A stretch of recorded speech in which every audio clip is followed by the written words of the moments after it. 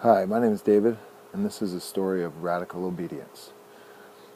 I woke up this morning and I wasn't really sure what I was supposed to do today, and I just kind of opened my heart to God and said that I was available.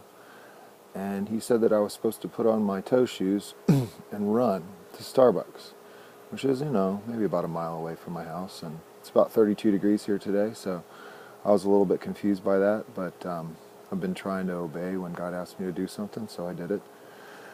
And I was going to take some money with me for coffee, and that verse popped into my head about don't take a purse, don't take a provision. I don't really remember exactly what the verse is, but long story short, don't take anything with you. Just go on faith.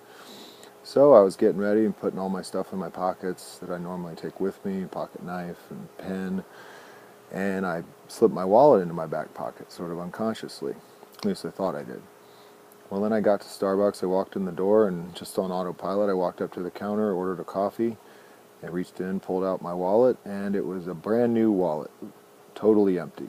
And I opened it up and looked inside, and as the guy went to pour my coffee, I said, hey man, I'm sorry, I forgot to bring my wallet with me. I brought this one that's empty, and he's like, oh, don't worry about it. He just handed me the coffee. So I kind of turned around a little bit spooked and heard God's voice saying, go on faith, here's your coffee. And right at that moment, a guy walked in. And I was the only one in Starbucks except for a guy sitting at a table. And so when the guy walked in the door, then there were three of us, and he had a sling on. But he looked real energetic and happy, and he walked over to the table where the other guy was waiting for him. And the guy at the table said, oh man, what happened to your arm? And the guy in the sling started to tell the story, but seemed real happy and in good spirits about the whole thing, and they started swapping stories. And the guy at the table said, how did that make you feel when you dislocated your shoulder? And so the guy with the sling on started talking about it. He said, it made me angry. And then the guy at the table started talking about a story where he had dislocated his shoulder. And then he asked him another question. He said, well, what, in my story, I was playing baseball and I'd hit a ball and I felt it was his hip that had dislocated. He said, I felt my hip come out of its socket, but I really wanted to run. And he said, well, what would you have done?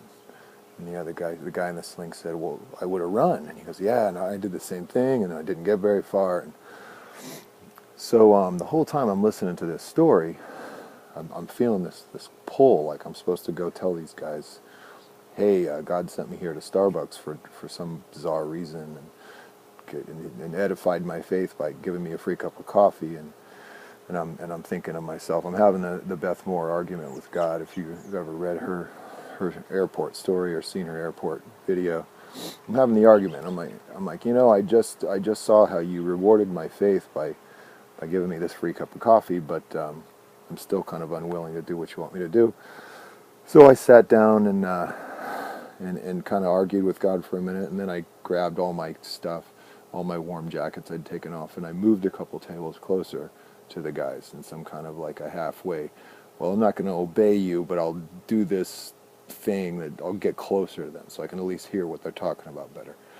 So I know this is pretty pathetic, and I'm feeling like Abraham and Moses and everybody else that saw a miracle, and then 10 seconds later God asked them to do something, and they said, oh, that we had died in Egypt, and why are we in the desert? And I'm feeling the same way. So I'm like, okay, I don't want to do that. Bad things happen when you don't obey.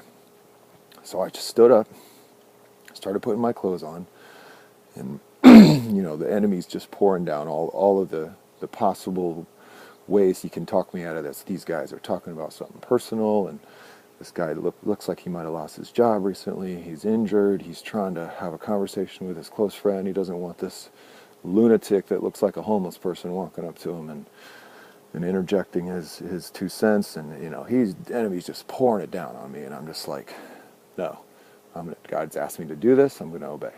So I walk over to him, and I've got my little black New Testament in my hand, and all I can muster to say or do is lay it on the table in front of him and say, here, this is for you. And the guy in the sling, I gave it to the guy with the sling on, and he looks up at me and he says, I have a whole bunch of these. Are you sure you want to do this? And I said, God asked me to do something. I never argue or whatever, which isn't true, but it's what came to my mind. So I walked out, I came home, I ran back home, I was telling my wife about it, and she's half asleep because it's still dark outside at this point.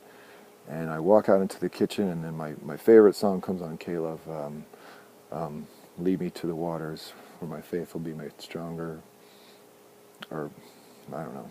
You know what song I'm talking about. So anyway, I just wanted to share that. If anybody is feeling like, I don't really want to obey the voice of God, it's telling me to do something crazy. I've done this a few times. Every time I do it, it gets better. My faith gets stronger. And I just encourage you. Obey.